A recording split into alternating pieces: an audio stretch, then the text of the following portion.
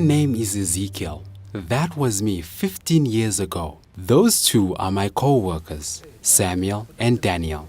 Samuel always set a good example at work. He's honest and doesn't use bad language. He's one of Jehovah's Witnesses. Daniel, though, doesn't agree with their teachings, and he often criticizes and mocks anyone who listens. Then today he exploded at Samuel when he tried to witness to him.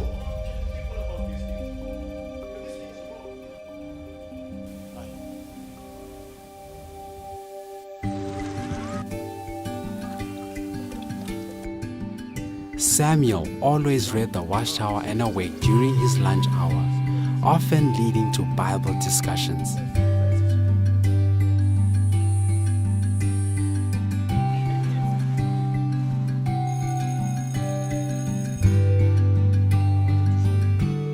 But after Daniel's blow-up, most of our co-workers wouldn't listen. But Samuel didn't give up.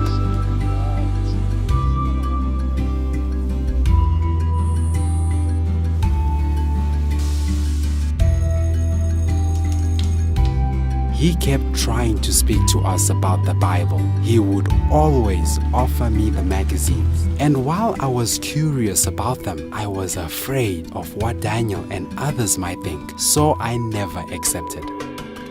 Soon after, Samuel accepted a job in another town. I didn't see him again for years, but I never forgot how he always remained calm despite all of Daniel's abuse. His good conduct made a lasting impression on me. It was like a seed planted in my heart.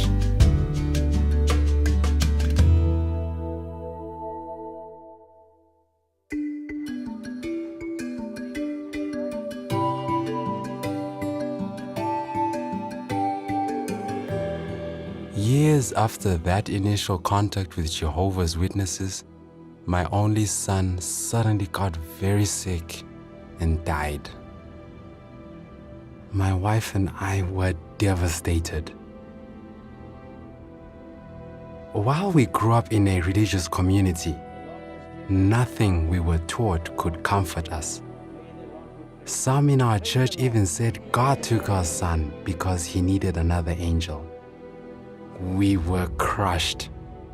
Finally, we prayed, begging God to help us understand why we lost him.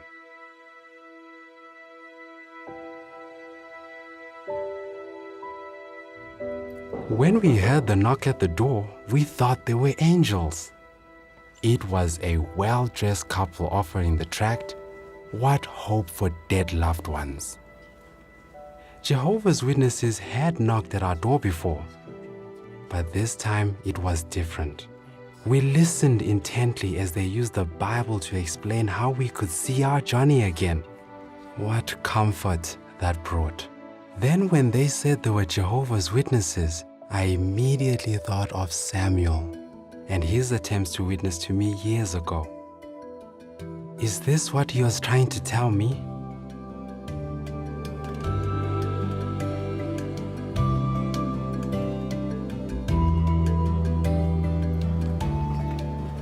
How grateful I was that Jehovah's Witnesses never gave up coming to my door.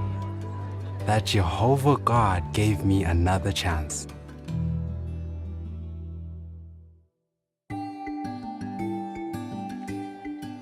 Abigail and I made rapid progress after Solomon and Mary began studying with us.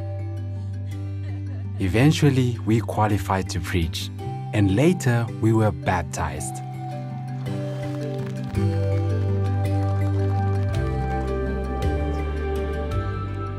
After some time, our congregation organized public witnessing, and we were approved to participate.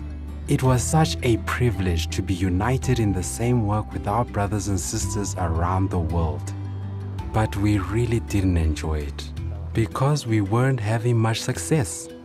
At the end of one especially unproductive day, we looked at each other and said, "Well, it seems like Jehovah just didn't draw anyone." At the next meeting, I approached Solomon for help. He directed me to the April 2015 issue of Our Kingdom Ministry. It provided do's and don'ts for public witnessing. He emphasized that the goal of public witnessing is not just to place literature, but to direct people to jw.org, to follow up promptly on interest shown, and to start Bible studies. I thanked him and told him that I would share what he showed me with Abigail. We considered that article during our next family worship, and we were determined to apply the suggestions. What a remarkable change we experienced once we realized the problem was us. By changing our approach from passively standing to actively searching, we've now found much more joy in public witnessing and even started a few Bible studies.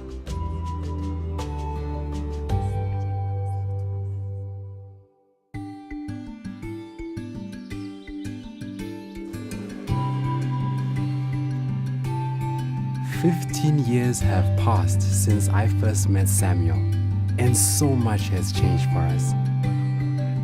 We've come so far. And although he eventually moved away to assist a congregation in need, recently we enjoyed a wonderful reunion when he returned as our new circuit overseer.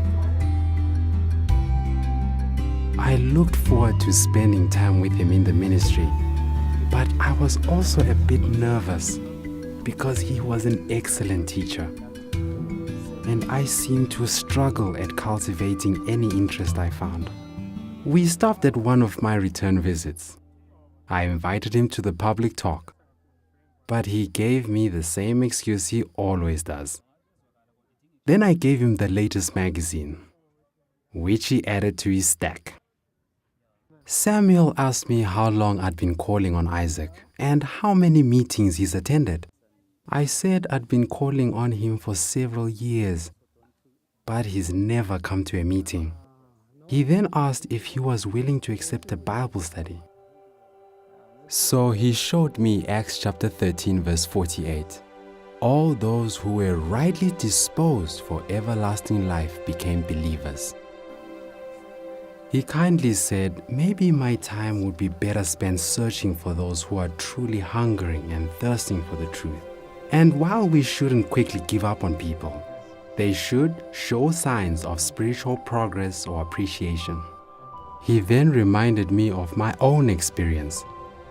It was true. Back when we worked in the shop, I wasn't searching for the truth. But after I lost my son, I was truly ready to listen to Jehovah. I thanked him for his help because I really want to make the best use of my time assisting people to make progress. Of course, I won't forget about Isaac. I'll still check in on him from time to time. But if people aren't moving in the right direction, I'll search for others because the work is urgent and lives are involved.